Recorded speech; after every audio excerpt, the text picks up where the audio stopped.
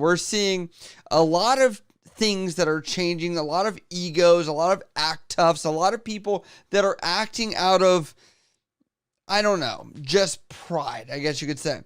General Mattis out there, which had a following, Mad Dog Mattis, and he had this kind of like aura of like he was the face of the Marine Corps and what it meant to be a wartime service member, or I mean, even other branches followed him. Now, what we're seeing here is kind of a different situation where I'm going to go over to our good old little friend, General Mike Minihan. Now, Task Purpose says, aim for the head Air Force general warns of war with China by 2025 in belligerent memo. Now, granted, let's be fair, there have been also on the opposition here Chinese officials that have in their military capacity written very similar things about what they would need to do to take over the U.S. military, and some of that being the attacks on U.S. aircraft carriers, and some of them even saying if they could get 2 of the 10 aircraft carriers to be sunk or whatnot to create this massive blow at military forces, that's all it would take in order to win some kind of conflict against the U.S. So for some general on this level, it brings a lot of interesting factors to it that he would speak in this so openly, or that this memorandum would be released. If you're looking at Mad Dog Madison, I bring him into this because he had some legitimacy between Iraq and Afghanistan and kind of Secretary of Defense. It brought a lot of credibility, and to speak without credibility is kind of a dangerous thing to be because you don't hold a lot of weight or a lot of water. Now, I don't want to discredit here. The man that wrote this is General Mike Minihan. He's the commander of Air Mobility Command, Scott Air Force Base, Illinois. The command serves as a U.S. Transportation Command's air component, executing the air mobility mission in support of the Joint Force, allies, and partners with a fleet of nearly 1,100 aircraft. Dated for February 1st, 2023, as you can see. And it says, subject, February 2023, orders in preparation for the next fight. I'm all about the next, generation of admirals and generals having this mentality, because I think a lot of this has been lost over the years. So he says, situation, I hope I am wrong. My gut tells me we will fight in 2025. Xi secured his third term, Chinese, CCP, term, and set his war council in October 2022. Taiwan's presidential elections are in 2024 and will offer Xi a reason. United States presidential elections are in 2024 and will offer Xi a distracted America. Xi's team, reason, and opportunity are all aligned in 2025. We spent 2022 setting the foundation for victory. We will spend 2023 in crisp operational motion building on that foundation. If you want to know what the operational motion I demand looks like, look at what Total Force Team Charleston did in January. I'm not privy to that information, but, I will say his analysis of this geopolitical sphere is not wrong, right? But it does neglect a lot of other factors that are happening, that the self-preservation of the CCP, the self-preservation of them as a country, what it means to still continue on. As some of you guys may or may not have seen recently on Joe Rogan's podcast, there is a geopolitical theorist, I guess, I don't know what you actually call him, was actually talking about some of the issues they're facing because America is one of the biggest exporters of food and things like that. So you can't fight without food. You can't fight without fuel. You can't fight with a lot of things. And so there is some benefit of being in this globalist idea that we're out here, analyzing this not only from the perspective of just political and geography, because there are so many economic factors as well that I think are going to impact this a little more than what he's giving credit to. Now, it says, Commander's intent, go faster, drive readiness, integration, and agility for ourselves and the joint force to deter and, if required, defeat China. This is the first of 8 monthly directives from me. You need to know I alone own the pen of these orders. My expectations are high, and these orders are not up for negotiation.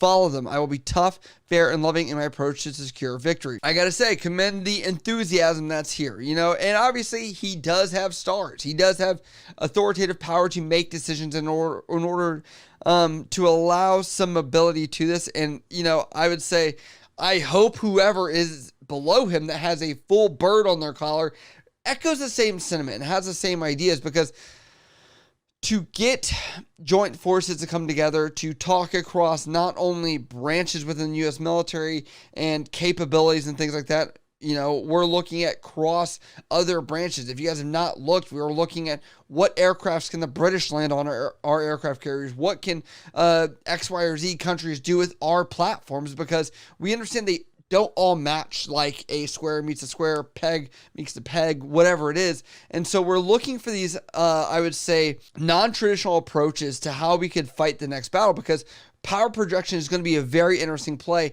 as we're looking to push in the South China Sea. Now, he says, end state, a fortified, ready, integrated, and agile joint force maneuver team ready to fight and win inside the first island chain, minimize the use of the force and the tools we currently have, and extract full value from things that currently exist. Close the gaps, C2 navigation, maneuver under attack, and tempo. And so with this part of it, I'm going to say he's not wrong. If you can set the pace in the beginning, you're going to be pretty good.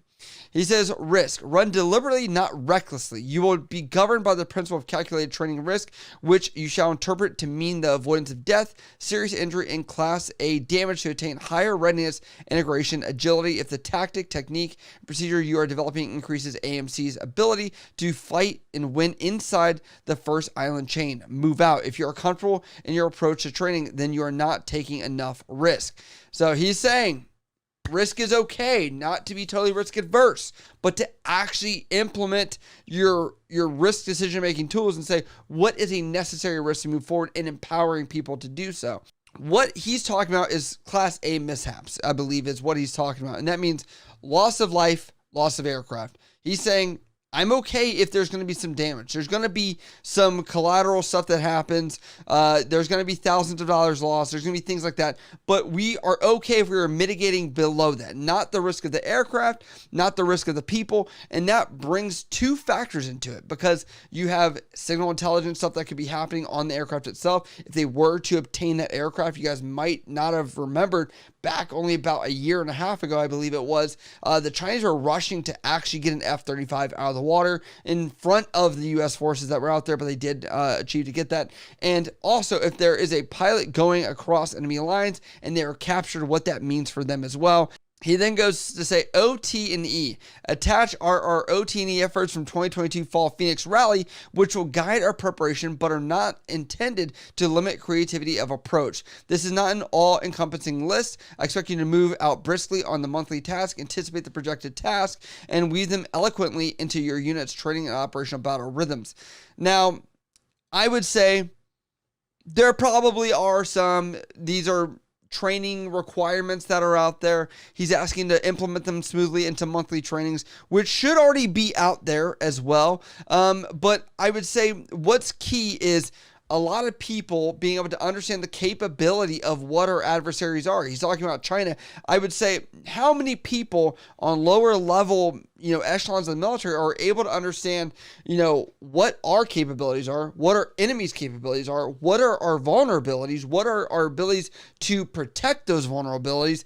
It gets very nuanced, where not many people are able to look at this information from his purview as a general from a military standpoint. So as much as people want to be agile and move around, I hope that there's people that are paying attention to stuff like this and actually trying to. But it says February, all AMC aligned personnel with weapons qualifications will fire a clip, he means a magazine, just put it out there, into a 7-meter target with a full understanding that unrepentant lethality matters most. Aim for the head. Okay, very Air Force-y. Says, all AMC personnel will update VRED. I have no idea what that is, but probably some system we paid millions for a contract that we'll put out there. It says, all commanders will acknowledge this order directly to me immediately, then report all 2022 accomplishments preparing for the China fight, and forecast major efforts in 2023 through command change by close of business 20 February 2023. So I do appreciate that this general is out here looking to create true timelines and looking at marching orders. How are they going to do it? And I hope that a person with a full bird that's at the levels of echelon before him are not going to fluff this up, because you got to have buy-in. If you don't have buy-in on something of this level, we can notionalize training. We could say we don't have the parts to do X, Y, or Z. So I'm hoping whatever's happening here, it is going to be echoed. And this isn't just a big flex of trying to be like a General Mattis, trying to be a tough guy, trying to be a dude out there that's just flexing in a peacetime capacity. But part of the important parts of any aviation are to expand peacetime components for wartime needs. You don't sit back, you don't relax, you don't chill out and just do nothing and twiddle your thumbs. You should be proactively doing this. So I do commend them, because it is hard to not still have that pucker factor. Now, he goes on to March. He's projected all units will report progress toward established OT&E requirements for Indo-PACOM operations discussed and reviewed at Fall Phoenix Rally. He says all AMC personnel will consider their personal affairs and whether a visit should be scheduled with their servicing base legal office to ensure they are legally ready and prepared. KC-135 units will coordinate to provide conceptual means of air delivering 100 of the off-shelf size and type UAVs from a single aircraft. So, what I think is important about this, and I've speculated on this from a wartime perspective, for a lot of units, or, what they could be facing towards like an aircraft carrier, where I previously in this segment have talked about, the Chinese have talked about taking down an aircraft carrier. And a lot of people have said they will still try to win hearts and minds a little bit. The idea would be to disable it, but not to totally get rid of an aircraft carrier and sink it. If they do, cool, but it's better kept alive because you can gather information and things like that.